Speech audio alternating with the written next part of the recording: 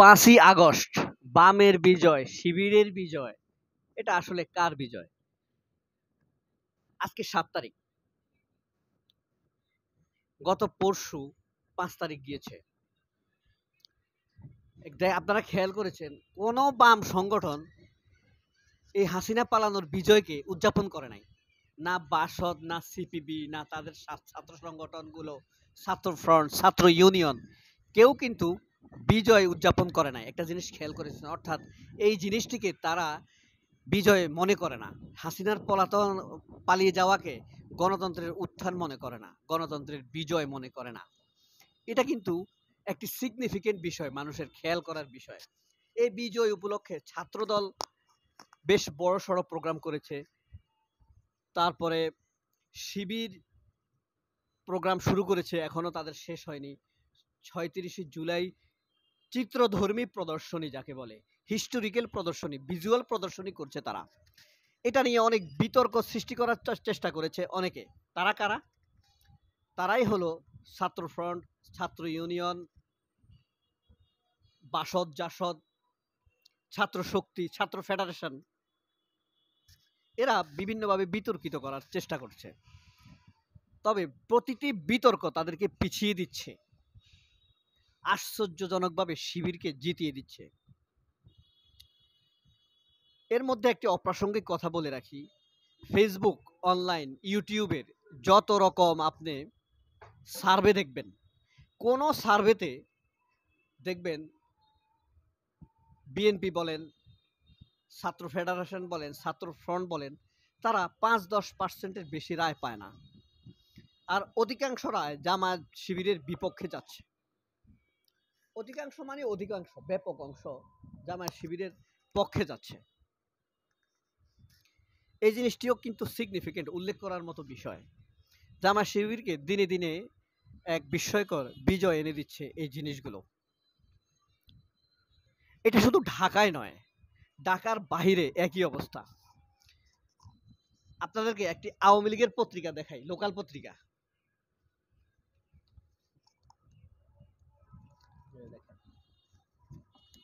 এই পত্রিকাটা দেখেন, কাঙ্ক্ষিত স্বপ্ন পূরণ হয়নি আজও, কাঙ্ক্ষিত স্বপ্ন পূরণ হয়নি আজও, শিরোনাম দেখেন। এবং বক্তব্য কারা দিছে দেখেন। আপনার এটা আশ্চর্য হতেই হবে। এখানে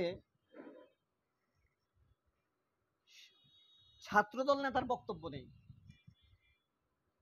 শিবির নেতার বক্তব্য নেই।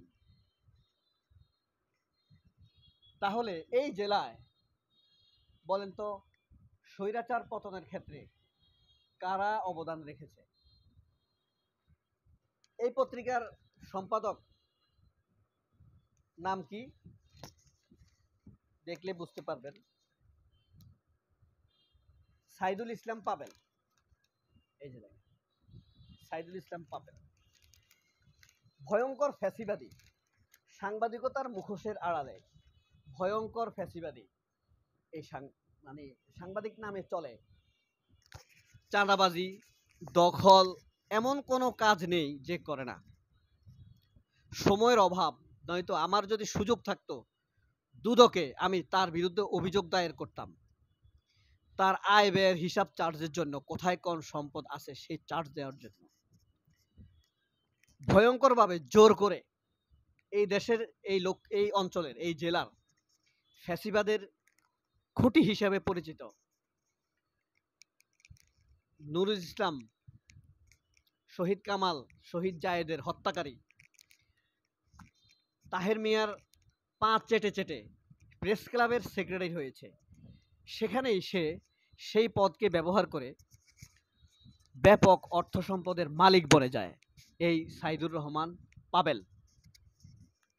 পাবেলের অর্থের অনুসন্ধান যদি করতে হয়, তাহলে সরেজমিন দেখতে হবে সে তার আয় ব্যয় কি, কোথায় তার কত সম্পদ, এবং সন্ডা গুন্ডা পান্ডা চাঁদাবাজ অস্ত্রবাজদের সাথে তার সম্পর্ক। এই জিনিসটি অবশ্যই দুদককে কনসিডার, দুদকের তো একটা টিম আছে স্বয়ংক্রিয়ভাবে দুর্নীতি অনুসন্ধান করা, সেই জিনিসটি করা অত্যন্ত বাঞ্ছনীয়। বড় বড় রাঘব বোয়ালদেরকে তো ধরবেই, কিন্তু প্রান্তিক লেভেলে, জেলার লেভেলে যারা দুর্নীতি লুটপাট করেছে, মানহীন কাজ করেছে, তারপর এক্সিকিউটিভ ইঞ্জিনিয়ার যারা, তারাও একটি বড় ধরনের দুর্নীতির আখড়া এবং আশ্রয়দাতা। তারপরে প্রেস ক্লাবের যারা মুখোশধারী সাংবাদিক, আসলে ফ্যাসিস্ট, এখন তারা জার্নালিস্ট নাম ধরে আছে। তো যাই হোক, এদের মধ্যে এই বিজয়ের কোনো অনুভূতি নেই।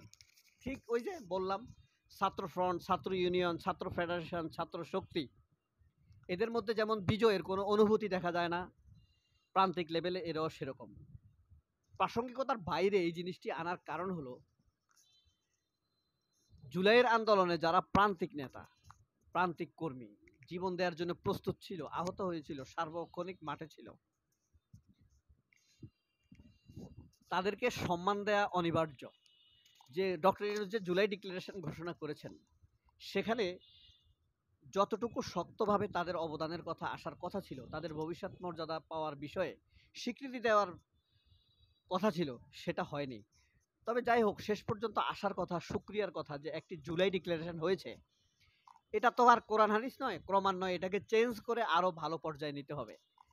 ৪৭কে স্থান দিতে হবে, ২৪কে স্থান দিতে হবে, ৯০কে স্থান দিতে হবে।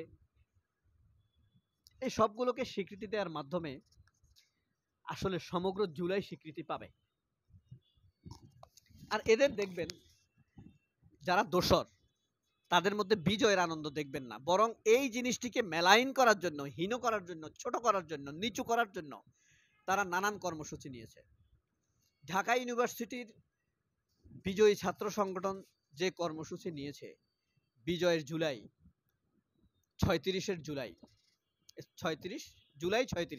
জুলাই 36, সেটাকে তারা বিতর্কিত করার জন্য তারা নানান রকম বিতর্কিত স্লোগান দিয়েছে, আবারও বিভেদের বীজ রোপণ করার চেষ্টা করেছে।